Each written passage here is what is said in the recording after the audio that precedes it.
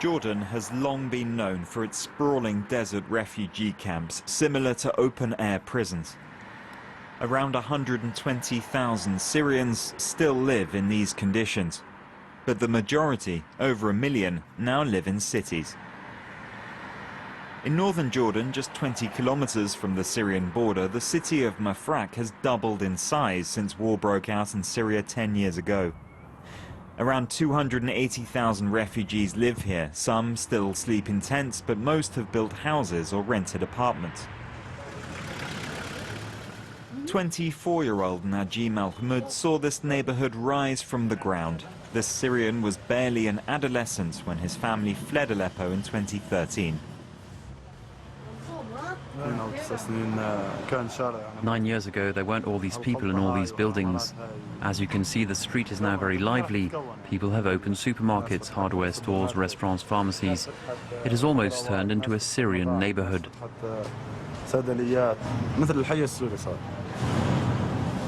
Najim currently lives off odd jobs. Every month he needs to earn at least 400 euros to feed his family. Although he couldn't get a formal education, an NGO provided him with training to become an electrician and his own toolbox.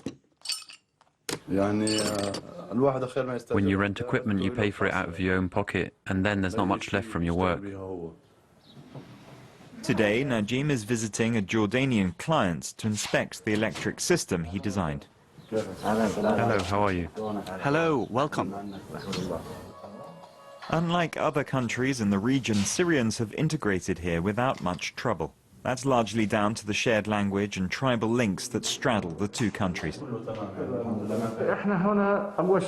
Families are split over the two sides of the border.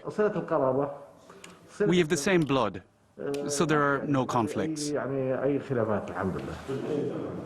To practice his new profession, Najim has obtained a work permit. Until recently, Jordan forbade Syrian refugees from working legally.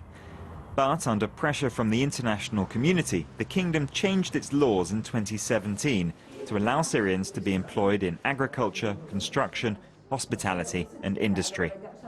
This Danish NGO helps them with administrative issues. As you know, the insurance policy allows you to be covered if you have an accident at work. This document allows me to work legally. Without it, I could get into trouble with my employer.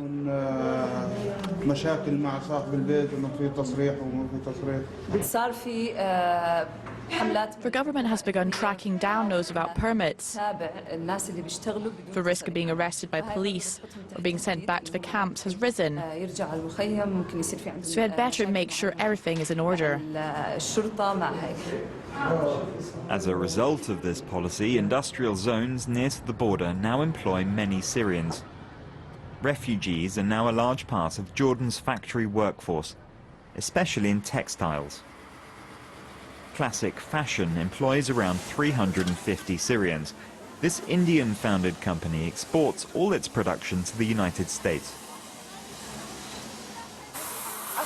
I work here to help my family. It's difficult to find work as a refugee, and even more so if you are a woman. We are definitely looking for Syrians because I could see that they need the job. At the same time, they're committed to their work. So, you know, it is a win-win for them to have a job and for us to have a decent workforce to support our operations. This radical change in policy towards the Syrians is the result of long negotiations between the Jordanian monarchy and Western countries wanting to limit the arrival of refugees to Europe. For investigative journalist Rana Sabak, integration has been traded for significant investment. In return for allowing Syrians to work, international donors have financed infrastructure, education and more, up to $8.1 million. But we still don't know how the money was spent. Jordan is poor in natural resources, so in order to attract rich foreigners, authorities are now offering passports. Since 2018, over 200 entrepreneurs, mostly Syrians, have acquired Jordanian nationality. To qualify, they must invest at least 620,000 euros. Nizar Haboob, originally from Damascus, saw it as an opportunity. He has relocated his detergent company from the war-torn Syrian capital to the suburbs of Amman. These boxes are going to 18 different countries. The factory started with 15,000 square meters, and today we have around 50,000 square meters. I'm proud because we started from scratch, and we made a very good investment here. Thanks to his new passport, Nizar Haboob can travel and do business more easily. All his family have also been naturalized. I feel a lot more at peace, of course. Now we are part of Jordanian society.